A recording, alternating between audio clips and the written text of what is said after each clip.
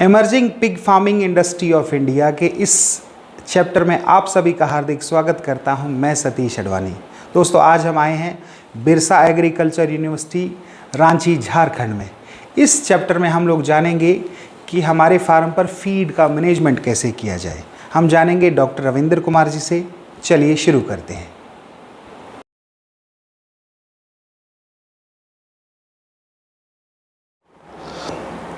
देखो जी, जब हम पिग फार्मिंग करते हैं तो हमारे फार्म का कंस्ट्रक्शन और पशुओं की कीमत के अलावा जब हम स्टार्टिंग करते हैं तो हमारे फार्म पर ऑलमोस्ट 85 to 90% खर्चा तो सिर्फ और सिर्फ फीड का होता है।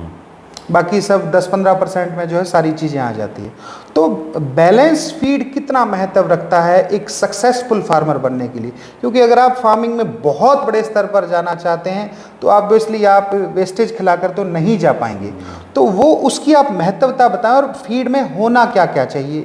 प्रोटीन कंटेंट कितना होना चाहिए, कार्बोहाइड्रेट कितना होना चाहिए, या आप उसको इस सूरत में बता सकते हैं कि कौन कौन सा राशन किस किस मात्रा में होना चाहिए, उसकी महत्वता को समझाएं आप प्लीज़। फीड तो बहुत ही ज़रूरी है। हमारे सुकर पालक जो हैं तो सबसे बड़ी समस्या भी कर सकते हैं, और जो मेजर जो खर्च आता है फीड पे आता है।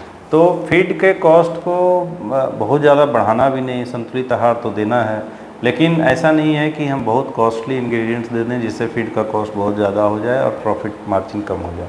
तो इसके लिए हम लोग बाय प्रोडक्ट्स का भी यूज़ करना चाहिए। जो भी जिस एरियाज़ में हमारे किसान हैं वहाँ पे जो भी बाय प्रोडक्ट्स हैं तो उसको यूटिलाइज़ करना चाहिए, चाहे वो प्रोटीन सोर्स हो, कार्बोहाइड्रेट सोर्स हो, या फिर मिनरल सोर्स हो, जो भी हो उसको उपयोग करना बहुत ही ज़रूरी है। और उस इंग्रेडिएंट्स को लेकर के कंपोजिशन बनाना है।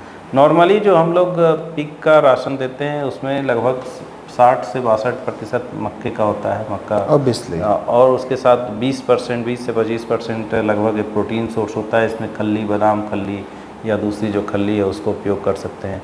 उसके बाद हम लोग ब्रान देते हैं, राइस ब्रान हो, व्हीट ब्रान हो, उसको हम लोग दे सकते हैं। इसके अलावा जो है कि हम लोग फ़िश मील देते हैं, प्रोटीन सोर्स, और इसेंशियल अमाइनो एसिड्स की आवश्यकता होती है। तो फ़िश मील हम लोग लगभग 5 से 7% उसमें हम लोग ऐड करते हैं डिफरेंट कैटेगरीज़ के लिए। तो फ़िश मील से चूँकि एनिमल प्रोटीन है तो अमाइनो एसिड्स ज़रूरी है।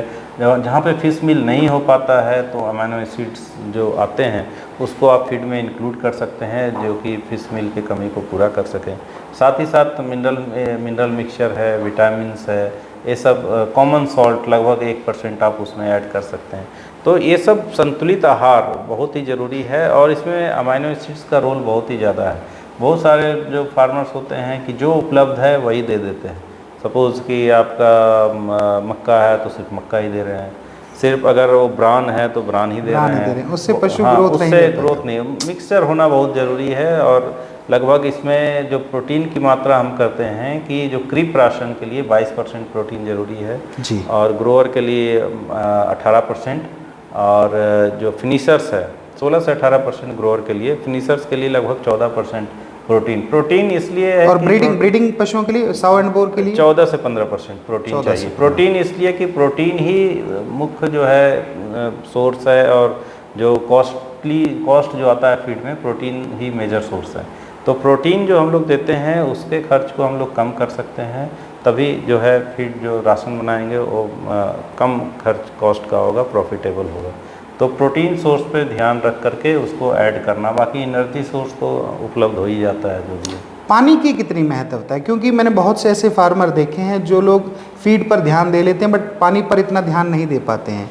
वो लोग खाली वो पानी पिलाते हैं जो उनको लगता है कि ये पशु उससे पी लेंगे, बट पर्सनली मेरा ऐसा मानना है कि जो हम खुद पानी पी सकते हैं वही हम पशुओं को पिलाएं, तभी वो पशु प्रोडक्टिव होंगे। इसके मामले में आपका क्या पानी तो बिल्कुल साफ़ सुथरा हाइजीनिक होना बहुत ही ज़रूरी है, चाहे वो कोई भी पशु हो। और पानी का सोर्स, जो भी पानी जैसे बोरिंग से दे रहे हैं या चापानल से, उसका टेस्टिंग अवश्य करा लें। और प्रॉपर जैसे हार्ड वाटर है, पानी का टेस्ट अच्छा नहीं है तो वो भी कंजम्पशन उसका कम होगा। फ्रेश वाटर बहुत ही ज़रूरी है और पूरे समय में अवेलेबल होना चाहिए पिग के लिए। ऐसा नहीं कि हम दे दिए फिर अब शाम को देंगे, ऐसा नहीं है। तो पूरे राउंड द डे वाटर उपलब्धता होनी चाहिए पिग के लिए।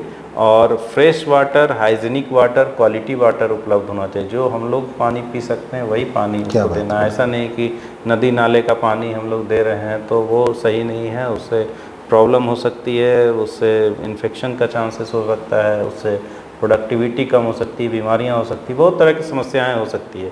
तो आप प्रॉपर जो है पानी का नाद वगैरह होना चाहिए, उसमें आप बिल्कुल, उसमें भी सफाई होनी चाहिए। ऐसा नहीं कि आप डेली डाल रहे हैं कि उसमें फंगस हो गया तो उससे समस्या हो सकती है। तो उसको सप्ताह में एक बार ब्लीचिंग से आप अच्छी तरह से साफ़ करके या चूना से उसको धो करके फिर उसमें फ्रेश पानी देना है। तो क्योंकि पानी का कंजम्पशन होगा तभी फीड का कंजम्पशन होगा। ड्राई फीड आप दे रहे हैं, पानी नहीं है तो वो कंजम्पशन उसका कम हो जाएगा। तो इसमें ध्यान देने की ज़रूरत है।